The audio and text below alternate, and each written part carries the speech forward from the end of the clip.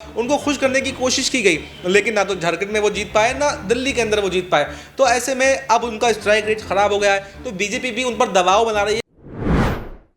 NDA का साथ छोड़ क्या तेजस्वी यादव से हाथ मिला सकते हैं चिराग पासवान? का समय अब बीत चुका है, हरियाणा के अंदर सरकार के गठन हुए हुए, और ये दूसरा सदन चल रहा है और दूसरा सदन भी लगभग समाप्त होने वाला है। तो अभी तक भी हरियाणा में नेता प्रतिपक्ष नहीं मिल पाया। ये हरियाणा के इतिहास में पहली बार ऐसा हो रहा है कि 6 महीने से ज्यादा तक उनको खुश करने की कोशिश की गई, लेकिन ना तो झारखंड में वो जीत पाए, ना दिल्ली के अंदर वो जीत पाए। तो ऐसे में अब उनका स्ट्राइक रेट खराब हो गया है, तो बीजेपी भी उन पर दबाव बना रही है। बिहार में इस साल होने वाले विधानसभा चुनाव से पहले जहां सीट शेयरिंग को लेकर जी हां एनडीए में लगातार सियासी उठापटक देखने को मिल रही है, तो वहीं दूसरी तरफ बिहार में लगातार आरजेडी का ग्राफ बढ़ता चला जा रहा है। जो सी वोटर अभी हाल ही में जो सामने आए सर्वे, जिसमें तेजस्वी को पहली पसंद के तौर पर दिखाया जा रहा है, सीएम के तौर पर दिखाया जा रहा है। तो जो सीट शेयरिंग का मुद्दा एनडीए में फंस रहा है, क्या इसका नुकसान बीजेपी को उठाना पड़ेगा, पूरे एनडीए कुनबे को उठाना पड़ेगा, और इनके सहयोगी दल क्या आने वाले वक्त में आरजेडी के साथ जाते नजर आएंगे? इस मुद्दे पर हमारे साथ बातचीत करने के लिए हमारे खास सहयोगी अब्बास भाई इस वक्त हमारे साथ मौजूद है। अब्बास भाई, बहुत बहुत स्वागत है इस प्रोग्राम में आपका। और अब्बास भाई, हाल ही में ये देखा जाता है कि चिराग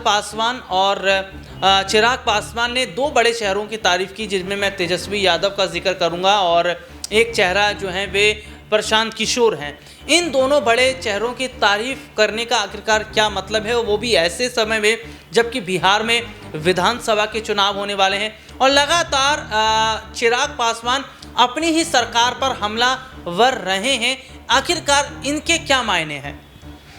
देखिए, अगर राहुल जी बिहार चुनाव की अगर हम बात करें तो बिहार चुनाव से पहले जिस तरह का सियासी उठापटक बिहार के अंदर देखा जा रहा है, वो काफ़ी दिलचस्प अब बिहार के चुनाव को बनाता जा रहा है। और ऐसे में चिराग पासवान, जीतन राम मांझी की भी बगावत यहाँ पर एनडीए से देखने को मिल रही है, और इसका सीधा सीधा मतलब यह है कि नीतीश कुमार से नाराज़ हैं चिराग पासवान, क्योंकि देखा गया पिछली सरकार में एक मर्तबा भी उन्होंने नीतीश कुमार की तारीफ नहीं की, बल्कि जब भी मुंह से बोले तो नीतीश कुमार के खिलाफ ही बोले। तो ऐसे में अब सवाल ये बनता है कि क्या इस चुनाव में तेजस्वी यादव के साथ में जा सकते हैं, क्योंकि अगर पिछले चुनाव की बात करें तो पिछले चुनाव में यहाँ पर चिराग पासवान अकेले लड़ते हुए दिखाई दिए थे, लेकिन उसके बाद में उन्होंने गठबंधन कर लिया और गठबंधन के साथ में ही लोकसभा का चुनाव लड़ा, और लोकसभा चुनाव में उन्हें भारी जीत भी मिली, यानी कि 5 सीटों पर लोकसभा चुनाव लड़े थे और 5 की 5 सीटें उन्होंने जीतने में कामयाब रहे। तो ऐसे में अब आत्मबल तो उनका बढ़ गया है, एनडीए के साथ में भी वो संतुष्ट हैं, लेकिन उनकी नाराज़गी है नीतीश कुमार से, और नीतीश कुमार से इतनी गहरी नाराज़गी है कि उसको जो बीजेपी का आलाकमान है वो भी दूर नहीं करवा पा रहा है। और दूसरी वजह है सीट शेयरिंग की बात। नाराज़गी भी अगर दूर करवा दी जाए, लेकिन सीट शेयरिंग की फॉर्मूले की अगर बात करें तो पिछली बार जो है एनडीए में रह करके चिराग पासवान ने चुनाव नहीं लड़ा था, लेकिन उसके बावजूद भी सीट शेयरिंग नीतीश कुमार के पास में काफ़ी 100 से ज़्यादा सीटों पर उन्होंने चुनाव लड़ा था, वहीं पर बीजेपी ने लड़ा था, तो उस वक्त तो ठीक बैठ गया था। लेकिन अब चिराग पासवान जितनी सीटें मांग रहे हैं तो वो उसका फॉर्मूला ठीक नहीं बैठ पा रहा, तो उसकी वजह से यहाँ पर ये कहा जा रहा है कि अब चिराग पासवान एनडीए में नहीं रहेंगे, क्योंकि ये बीजेपी को भी पता है कि नीतीश कुमार और चिराग पासवान में से अगर एक को चुनने का मौका मिले तो वो नीतीश कुमार को चुनेंगे, चिराग पासवान को नहीं चुनेंगे, क्योंकि चिराग पासवान या ऐसे छोटे मोटे कितने भी नेता साथ में आ जाएं, लेकिन नीतीश कुमार एक तरफ और सारे छोटे मोटे दल एक तरफ। इसलिए नीतीश कुमार और चिराग पासवान में से नीतीश कुमार को बीजेपी चुनेगी। तो ऐसे में चिराग पासवान अपने आप को अपमानित महसूस कर रहे हैं। उनका मानना यह है कि मुझे 40-50 सीटें जो मैं मांग रहा हूँ वो अगर नहीं दी जा रही हैं तो फिर मेरी कोई भी वजूद नहीं रह रहा है, और मेरा कोई वजूद नहीं रहेगा तो फिर मैं एनडीए के साथ में चुनाव क्यों लड़ूं। हालांकि झारखंड में भी उन्होंने एक सीट पर चुनाव लड़ा, दिल्ली में भी एक सीट पर चुनाव लड़ा, उनको खुश करने की कोशिश की गई, लेकिन ना तो झारखंड में वो जीत पाए, ना दिल्ली के अंदर वो जीत पाए। तो ऐसे में अब उनका स्ट्राइक रेट खराब हो गया है, तो बीजेपी भी उन पर दबाव बना रही है कि आप नहीं जीत पाए झारखंड के अंदर, दिल्ली के अंदर आप नहीं जीत पाए, तो क्यों ना आपको कम सीटों पर लड़ाएं, 4-5 सीटें आपको दे दें। लेकिन 4-5 सीटों पर चिराग पासवान मानने वाले नहीं, क्योंकि चिराग पासवान बिहार की राजनीति में लगातार एक्टिव होते जा रहे हैं, उनकी दिलचस्पी बिहार की राजनीति में बढ़ गई है। और अभी कुछ समय पहले की बात है जब एक पत्रकार ने उनसे पूछा था मुख्यमंत्री को लेकर के, क्या आप बिहार के मुख्यमंत्री बनना चाहते हैं, तो उन्होंने बड़े ही एकदम उत्सुकता के साथ में कहा था कि कौन है जो मुख्यमंत्री नहीं बनना चाहता। यानी अब उन ये देखा जा रहा है कि वो सीधे मुख्यमंत्री की पद पर दावा ठोक रहे हैं, और एनडीए में रहते नीतीश कुमार के रहते मुझे नहीं लगता कि एनडीए के अंदर उनको आगे जाने की जगह मिलने वाली। तो अब सवाल ये है कि क्या तेजस्वी यादव के साथ में आएंगे या फिर पिछली बार की तरह विपक्ष में रहकर चुनाव लड़ेंगे, ये देखना काफी दिलचस्प हो जाएगा। अब देखिए, बिहार में इस साल होने वाले विधानसभा चुनाव से पहले जहां कई बड़े फैसले या फेरबदल की अगर मैं कहूं वे किए गए, नीतीश कैबिनेट में 7 बड़े फेरबदल किए गए, बीजेपी के चेहरों को जगह दी जाती है और दूसरी तरफ हम ये देखते हैं कि वे अलग अलग जाति से आते हैं। और दूसरी सबसे बड़ी अगर हम बात करें तो ये देखा जाता है, बीजेपी कहती है कि हम नीतीश कुमार के चेहरे पर चुनाव लड़ेंगे, लेकिन अब्बास भाई अभी ये नहीं तय किया है एनडीए ने कि अगर एनडीए की सरकार बनेगी तो नीतीश ही अगले सीएम रहेंगे। चुनाव लड़ने की बात तो कही है, तो क्या अगर एनडीए की सरकार बन जाती है और नीतीश सीएम चेहरा नहीं रहते तो क्या नीतीश फिर एनडीए का साथ छोड़ देंगे और ऐसे में फिर क्या वे आरजेडी की तरफ जाते नजर आएंगे?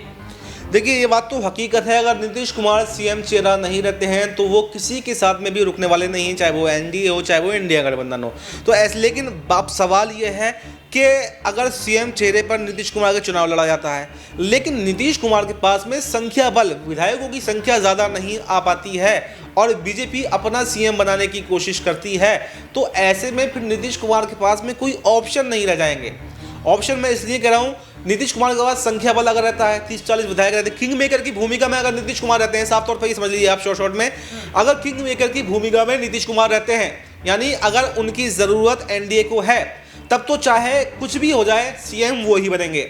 लेकिन अगर किंग मेकर की भूमिका में नीतीश कुमार नहीं रहते हैं, यानी कि उनकी ज़रूरत बीजेपी को सरकार बनाने के लिए नहीं पड़ती है, तो तब ऐसी सूरत में नीतीश कुमार मजबूर हो जाएंगे। मजबूर इसलिए क्योंकि अगर वो आरजेडी के साथ में भी जाएंगे तो तब भी उनकी सरकार नहीं बन पाएगी, क्योंकि पहले से इंडिया अगर एनडीए की सरकार बन रही होगी। तो ऐसे में अगर किंग मेकर की भूमिका में नीतीश कुमार रहते हैं तो सीएम पद से कम पर नहीं मानने वाले हैं, और अगर किंग मेकर की भूमिका उनके पास में नहीं रहती है तो यहाँ पर नीतीश कुमार का राजनीतिक सफर समाप्त हो सकता है। क्योंकि मैं बस थोड़ा सा जिक्र यहाँ पर महाराष्ट्र का करना चाहता हूँ।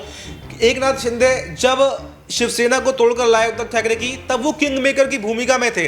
उनके पास इतने विधायक थे कि उनके बिना सरकार नहीं बन सकती थी, चाहे वो शिवसेना के साथ में रहें तो शिवसेना की सरकार, और अगर इनके बीजेपी के साथ में जाए तो बीजेपी की सरकार। ऐसे ही तेजस्वी यहाँ पर नीतीश कुमार के साथ में रहा है। नीतीश कुमार के पास में विधायकों की संख्या हमेशा इतनी रही है कि अगर आरजेडी के साथ में चले जाएं तो आरजेडी की सरकार, एनडीए के साथ में आ जाए तो एनडीए की सरकार। तो ऐसे में अब देखना यही रहेगा कि इस बार के चुनाव में एनडीए के साथ में लड़ें या किसी के साथ में भी लड़ें, नीतीश कुमार के पास क्या उतने विधायक आ पाते हैं, किंग मेकर की भूमिका में रहते हैं या नहीं। अगर किंग मेकर की भूमिका में रहेंगे तो वही मुख्यमंत्री बनेंगे। लेकिन इस बार महाराष्ट्र में क्या हुआ, इस बार जो चुनाव हुए शिंदे के चेहरे पर लड़ा गया, लेकिन किंग मेकर की भूमिका में नहीं रहे। वो भूमिका में यूं नहीं रहे क्योंकि बीजेपी के पास में संख्या बल बहुत ज्यादा आ गया। अब भाई मेरा एक सवाल यहाँ पे रहेगा कि ये देखा जा रहा है कि विपक्ष की तरफ से तेजस्वी यादव ने भी हाल ही में एक बयान दिया कि नीतीश कुमार थके हुए मुख्यमंत्री हैं, बहुत ज़्यादा वे कमज़ोर हो चुके हैं, मानसिक रूप से कमज़ोर नज़र आ रहे हैं। तो बिहार में माहौल इस बार किसका देख रहे हैं आप, और क्या वाकई बिहार में इस बार बदलाव की उम्मीदें कैसे देख रहे हैं? देखिए राहुल जी, समय हमारे पास थोड़ा कम है, बस शॉर्ट में जवाब देना चाहूँगा। देखिए बिल्कुल जैसे जैसे हम कवर कर रहे हैं, हमारे रिपोर्टर्स बिहार के अंदर मौजूद हैं, जो पल पल की अपडेट हमें मिल रही है, उस आधार पर तो हम यही कह सकते हैं कि बिहार में इस बार तेजस्वी की आंधी चल रही है। और सिर्फ हम ही नहीं, हमारे रिपोर्टर्स नहीं, जो सर्वे अभी आया है सी वोटर्स का जो सर्वे आया है, उसमें साफ साफ दिखाया गया है कि तेजस्वी यादव की आंधी चल रही है और 42 से 45% लोग बिहार के इस बार बिहार के अंदर बदलाव चाहते हैं और तेजस्वी यादव को मुख्यमंत्री बनता हुआ देखना चाहते हैं। एक युवा चेहरे के तौर पर सबसे मजबूत चेहरा अगर कोई है तो वो तेजस्वी यादव है। तो उन सब तमाम आधारों पर हम ये कह सकते हैं कि तेजस्वी यादव यानी आरजेडी की इंडिया गठबंधन की सरकार बिहार में बनने वाली है और नीतीश कुमार और समूचे एनडीए को बिहार में इस बार बड़ा झटका लगने वाला है। बहुत बहुत शुक्रिया बास भाई आपका। और ये वाकई बिहार में देखना होगा कि क्या इस बार बिहार में बदलाव की तस्वीर देखने को मिलती है, फिर एनडीए की सरकार अगर बनती है तो क्या नीतीश सीएम चेहरा रहेंगे या नहीं। आज के इस प्रोग्राम में इतना ही, तब तक के लिए मुझे मेरे सहयोगी को इजाज़त दीजिए। नमस्कार।